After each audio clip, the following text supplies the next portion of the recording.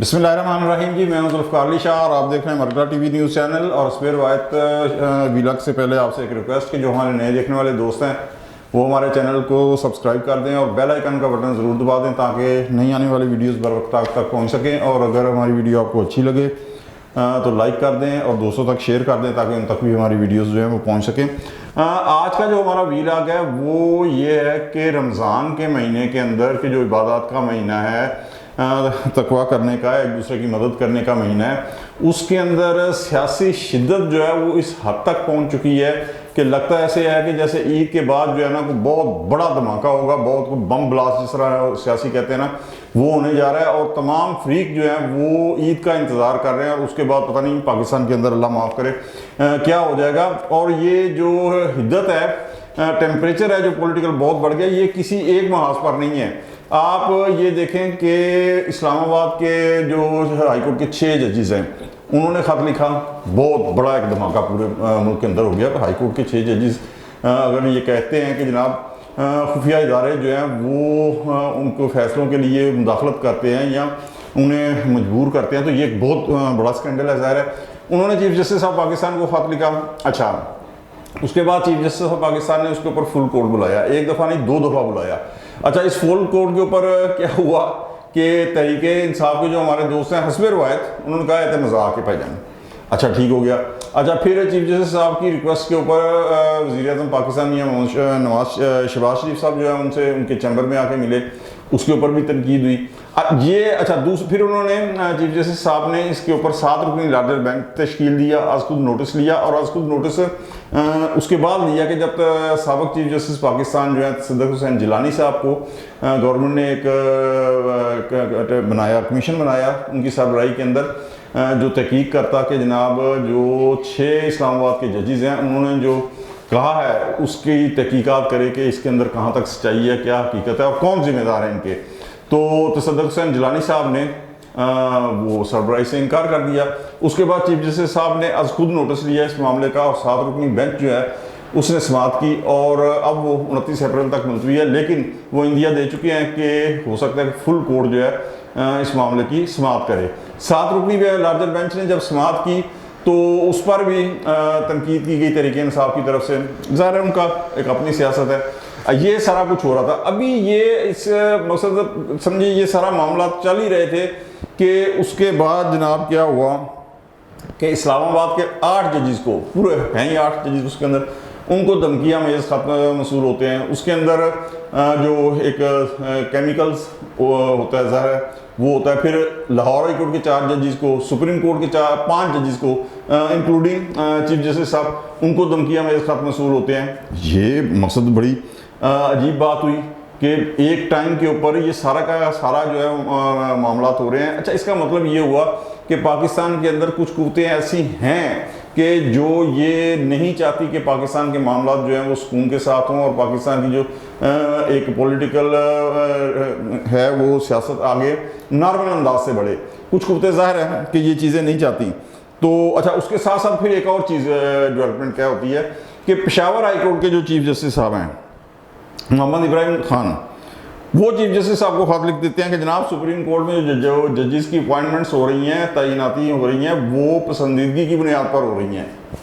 अच्छा जी, ये सारी चीज़ें हो रही हैं और ये ज़हन में आप रहे कि अभी यानी इलेक्शन को 2 माह नहीं हुए, अभी गवर्नमेंट को बने हुए बामुश्किल मेरे ख्याल में महीना सवा हुआ है। तो ये सारी चीज़ें हो रही हैं। ये नहीं है कि इलेक्शन के जो 2024 के अंदर हुए हैं इनके ऊपर बिल्कुल एतराज़ात हुए हैं और होने भी चाहिए थे। ख़ास तौर के ऊपर इलेक्शन कैंपेन के अंदर जो कुछ हुआ, जिस तरीके से बल्ले का निशान छीना गया, हम इलेक्शन से पहले भी अपने वीराज में कहते थे कि ये गलत हो रहा है, लेकिन बहरहाल बल्ले का निशान छीना गया। फिर उसके बाद उनको आज़ाद हैसियत में इलेक्शन लड़ने के लिए कहा गया। फिर जब वो इलेक्शन हो गया तो फिर इलेक्शन वाली रात को जिस तरीके से रिजल्ट अनाउंस किया गया है, जिस तरीके से पूरी रात इलेक्शन जो रिजल्ट्स हैं वो रोके गए हैं, ये बहुत काफ़ी था। ये काफ़ी था कि तहरीके इंसाफ जो है ना वो अपना बयानिया बना ले और उसने बनाया ये बयानिया कि जनाब ये इलेक्शन ही फ्रॉड है।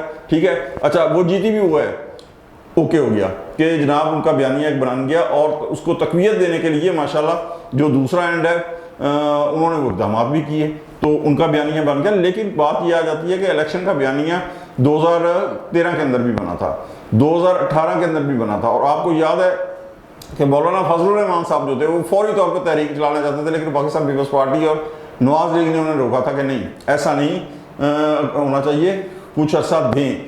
तो अच्छा, 2013 के अंदर भी आपको याद है इमरान खान साहब ने 35 पंक्चर्स की जो एक पूरी स्टोरियाँ सुनाई थी, फिर 100 दिन यहाँ लॉन्ग मार्च हुआ जो है तहरीर कादरी के साथ, और तहरीक इंसाफ ने फिर 126 दिन के धरने जो है वो सारा हुआ। तो अच्छा, उस दौरान चाइनीज़ जो प्रेसिडेंट थे उनका दौरा भी जो था मुलतवी हुआ। तो ये सारी चीज़ें हुई, फिर 2018 का आया, लेकिन 2018 के अंदर उस तरीके से पाकिस्तान पीपल्स पार्टी या नवाज लीग ने रिएक्ट नहीं किया जिस तरीके से सामने 2013 के अंदर किया है। अब फिर 2022 आती है, 2022 के अंदर नो कॉन्फिडेंस मूव आती है, बिल्कुल आईनी मूव थी। अच्छा, वो कामयाब होती है, खान साहब जो है वज़ारत उज़्मा से हट जाते हैं, मियाँ शहबाज शरीफ साहब वज़ीर-ए-आज़म बन जाते हैं, PDM की गवर्नमेंट कायम हो जाती है। उसके बाद फिर क्या होता है, उसके बाद फिर वही एक चक्कर चल रहा था कि 6 माह के अंदर इमरान खान साहब ने 100 से ज़्यादा जलसे कर दिए, 2 लॉन्ग मार्च किए, और 28 नवंबर आपको याद है 2022 को धरने का प्रोग्राम ही था, लेकिन मायूस कुन हाजिरी देखकर वो मुलतवी करना पड़ा। तो ये कम से कम जो ये है कि गवर्नमेंट आई है, इसे देखें आप, थोड़ा सा ग्रेस पीरियड तो देना। 2018 के अंदर आपको याद है जब तहरीक इंसाफ की गवर्नमेंट आई थी तो कहा था 100 दिन का ग्रेस पीरियड, फिर आपने कहा 6 महीने, फिर साल तक का गया था। तो कम से कम साल तक का तो एक ग्रेस पीरियड दें आप किसी गवर्नमेंट को, लेकिन नहीं, तहरीक इंसाफ और कुछ और कुत्ते जो हैं वो बिल्कुल भी एक दिन का भी जिसे कहते हैं ना ग्रेस पीरियड, वो देने को तैयार नहीं है। अब जिस तरह असद कैसर साहब ने अली अमीन गंडापुर साहब को कहा, जो वज़ीर खैबर पख्तूनख्वा है, कि वफाक से तमाम राब्ते ख़त्म कर दें। अच्छा, वफाक से तमाम राब्ते ख़त्म करने का मतलब ये है कि खैबर पख्तूनख्वा जैसे इंतहाई सेंसिटिव जो सूबा है वहाँ से वफाक के तमाम राब्ते मुनक़ता हो जाएंगे, और ज़ाहिर है उसके बाद मजबूरी के तहत उन्हें वहाँ जो वफाकी इदारे हैं उन्हें जो है वो फॉल करना पड़ेगा। तो ज़ाहिर है कि वो उसके बाद फिर ये होगा कि सूबे के अंदर जो है ना मुदाखलत हो रही है। ठीक है जी। अच्छा, यहाँ ये एक सारी चीज़ें हो रही हैं। उसके बाद अब बात यह आ जाती है, एक चीज़ और नोट कर लें कि जब इस्लामाबाद के 6 जजेस ने चीफ जस्टिस साहब को ख़त लिखा ना कि खुफिया अदारे मुदाखलत कर रहे हैं, बहुत ज़्यादा हाइप उसकी क्रिएट हो गई थी। लेकिन प्रॉब्लम यही हुई, उन कुत्तों से गलती ये हुई कि उसके बाद उन्होंने क्या किया कि जनाब लाहौर हाई कोर्ट के जो 4 जजेस थे उन्हें भी, और सुप्रीम कोर्ट के इंक्लूडिंग चीफ जस्टिस साहब, उन्हें भी धमकियों में खत लिख दिए। उससे हुआ क्या कि वो जो 6 जजेस वाला, और इस्लामाबाद के 8 जजेस को भी धमकियों में खत लिख दिए। उससे हुआ क्या कि वो जो 6 जजेस वाला एक इशू था ना, वो पस मंज़र में चला गया। वो जब पस मंज़र में चला गया तो उसके बाद दूसरे इशूज़ आ गए, और जब आपको पता है कि इस तरह के हार्ड इशूज़ चल रहे हों तो हर इशू जो है ना उसके बाद अगर कोई दूसरा इशू आता है तो पहला इशू जो है ना बिल्कुल पसे पुश चला जाता है। लेकिन अब वक्त उसकी 29 अप्रैल को होगी। 29 अप्रैल को मतलब ये है कि तकरीबन कमोबेश 20-25 दिन आगे चलेगी उस वक्त तक, और ईद गुजर चुकी होगी, कोई नए इशूज़ आ गए तो हो सकता है कि मजीद पसे पुश चला जाए वो मैटर। लेकिन जाहिर है कि इसकी इन्वेस्टिगेशन होनी चाहिए कि जो 6 जजेस को खाता है सारी, और अगर जो जिम्मेदार है उन्हें करार वाकई उसकी सज़ा मिलनी चाहिए। लेकिन असल बात जो है वो यही आ जाती है कि अगर इस तरीके से बात यह है कि इस तरीके से जो भी गवर्नमेंट आए उसके खिलाफ आप एक महाज खड़ा कर दें, उसको काम ना करने दें, ये हर कोई कर सकता है। 2014 के धरने जब हुए थे तो असद अली ज़रदारी साहब ने बड़ी एक पते की बात कही थी, अगर आपको याद हो। उन्होंने कहा था अगर इस तरीके से धरने से गवर्नमेंटें गिरानी शुरू हो जाएं तो फिर पाकिस्तान के अंदर सबसे ज़्यादा धरने देने की सलाहियत जो है वो इंतहा पसंदों के पास है। तो वो जत्था लेके आ जाएंगे, तो उसके बाद आप अगर गवर्नमेंट इसी तरीके से ख़त्म होनी है तो फिर हर गवर्नमेंट जब वो चाहे वो ख़त्म कर सकेंगे। पावर तो फिर जत्थों के पास आ गई ना। आईनी और कानूनी जो रास्ते हैं गवर्नमेंट ख़त्म करने के, जिस तरह आदम एतमाद है या इलेक्शन के जरिए गवर्नमेंट ख़त्म होती है, वो तो फिर साइड लाइन पे चले गए।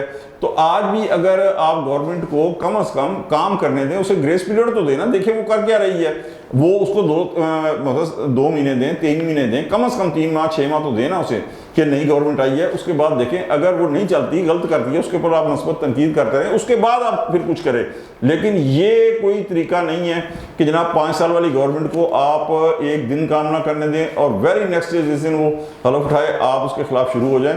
तो ईद के बाद बिल्कुल महाज गर्म होना है। इनसाइड दी पार्लियामेंट तो ज़ाहिर है कि गवर्नमेंट को कोई ख़तरा नहीं है। मैं अपने पहले भी वीलाग में कहता रहा हूँ कि पार्लियामेंट के अंदर गवर्नमेंट को कोई ख़तरा नहीं है, इसलिए कि बहुत ज़्यादा तादियों की उसकी ज़रूरत नहीं है। सारे छोड़ जाएँ, सिर्फ पीपल्स पार्टी और नवाज लीग रह जाए तो हो जाएगा। लेकिन आउटसाइड दी पार्लियामेंट ये जो खिचड़ियाँ पक रही हैं और मुख्तलिफ महाज से जो इश्यूज़ उठ रहे हैं कि कभी अदलिया की तरफ से, कभी इस्लामाबाद हाई कोर्ट से, कभी पेशावर हाई कोर्ट के चीफ जस्टिस ने लिखा, हालांकि ये सिर्फ महकमा जाती होने चाहिए थे और इंटीरियर इनका जो मामला है वो अंदरूनी रहना चाहिए था। लेकिन ये जो खिचड़ियाँ पक रही हैं, मेरी अपनी राय के अंदर ये डिस्टर्ब ज़रूर करेंगे, जाहिर है हार्ड इश्यूज़ भी बनेंगे, लेकिन हाल की घड़ी के अंदर नज़दीक हमारी राय के अंदर गवर्नमेंट जाने का कोई ख़तरा नहीं है। बिल्कुल हर्डल्स आएंगी, गवर्नमेंट को उनसे निबड़ना कभी आसान भी होगा, कुछ मुश्किल इश्यूज़ भी आएंगे, लेकिन ये चलते रहेंगे और गवर्नमेंट भी जो है इंशाल्लाह चलती रहेगी। फौरी तौर के ऊपर गवर्नमेंट को कोई ख़तरा नहीं है। हाँ, जो लोग ये इश्यूज़ खड़ा कर रहे हैं